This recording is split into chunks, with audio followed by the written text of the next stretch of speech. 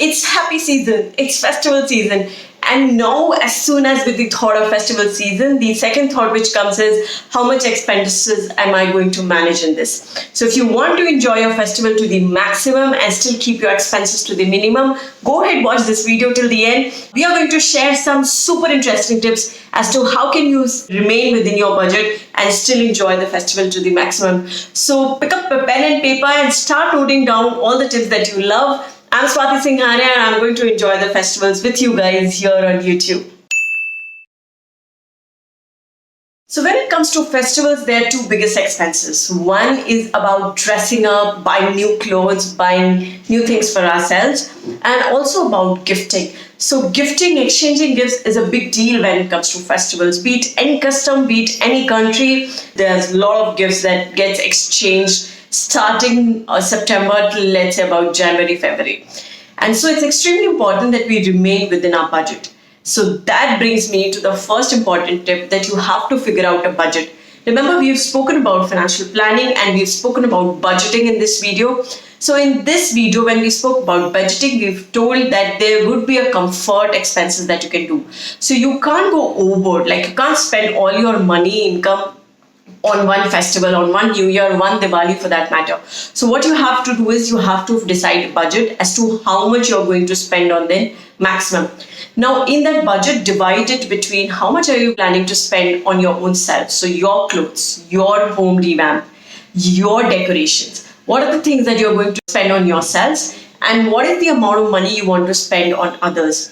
And if you're planning to travel, though for maybe 2020, it can't be that you may travel. But if you're planning to travel, I'm sure by 2021, we would all be planning just our holiday tips here.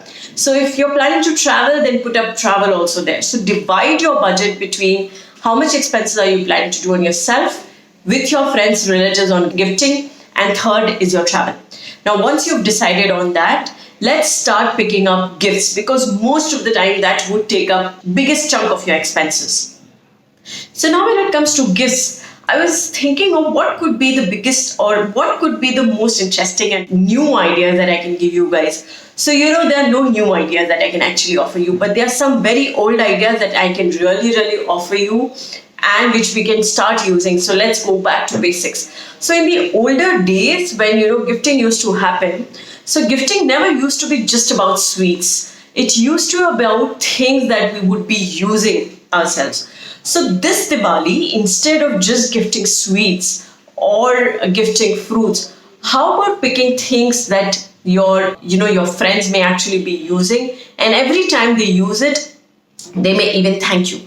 I do think this year and next year, a lot of products like Ayurvedic products, like sanitizers, and so many other things are going to get more very popular. So how about shifting your budget from sweets to these products? Now these products not only are cheaper than sweets, they're also used better. They are very much healthy. There's no impact. Even if there's diabetes or not diabetes, you can always use these products. So pick up products like these. Now the second tip is that why are you waiting till Diwali or why are you waiting till New Year for you to start shopping?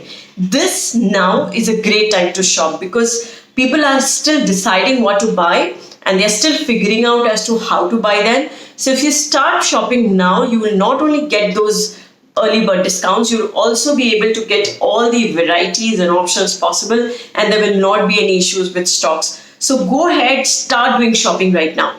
And the third is, whenever you are shopping, do not forget to ask for discounts. I have taken care of a retail industry for a big period of my time, and I'm telling you, a lot of times discounts are given just by asking. But remember not to nag for discount, but just be practical and respectful about it and do ask for discounts. There are a lot of times you can save even up to 5 to 10% just by asking for discounts. And there's no harm in asking for discounts, but do not nag for discounts. Now the third is, always take those receipts and save those receipts, because a lot of times that you may land up buying the wrong products, or you may want to exchange those products or return those products. So you would want to keep those receipts with you. Now the next thing which I can suggest for gifts is, if you're too confused as to what to buy and what not to buy, some of the websites, like the ones given in the link below, give some great discounts if you're just buying vouchers from them. Let's say if you share vouchers from Amazon, Flipkart, etc., we all land up buying some or the other thing from these websites, and we will have the choice of buying whatever I want. So if I am given a gift voucher, maybe I will land up buying a gift. Maybe I land up buying a camera for myself, or I will land up buying some 5, 6, 10 books because I'm a great book lover, or I could buy some other things that I have been putting pending in my list. Instead of my friends might just give me, they might just give me clothes, and I'm not really looking for clothes this year. So these are some of the things that you can do to save money on your gifts. So once you are done with your gifts, what you're left with is what the money you're going to spend on yourself. Now, when you think of spending money on yourself, it's mostly about clothes and jewelry.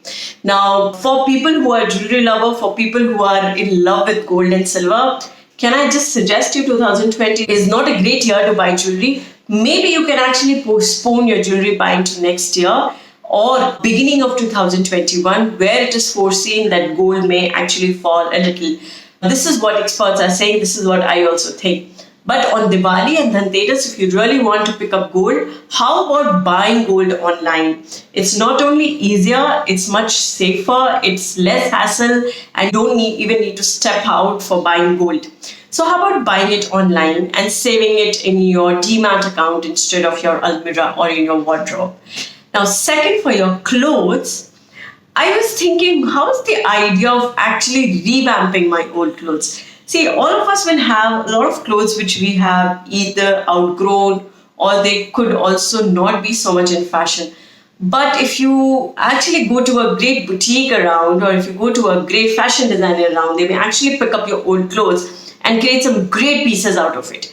And I'm sure that this Diwali, I'm going to get one of my old clothes revamped, because not only it saves my budget, it also helps me continue the same old piece of clothing. And why trash it when I can actually revamp it and make it a new piece altogether?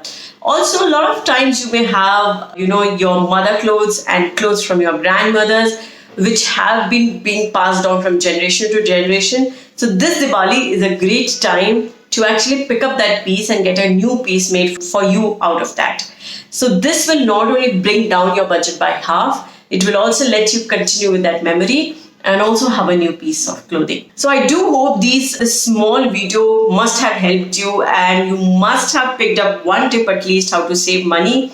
I'm wanting to hear and see pictures of what Diwali shoppings you've done, and also share some new tips if you have any ideas as to how to save better for this upcoming festive season. So from here, wishing you a great festive season around. I'm going to see you more often these few months so that I can continue to share my learning with you guys and keep unlocking financial literacy for you.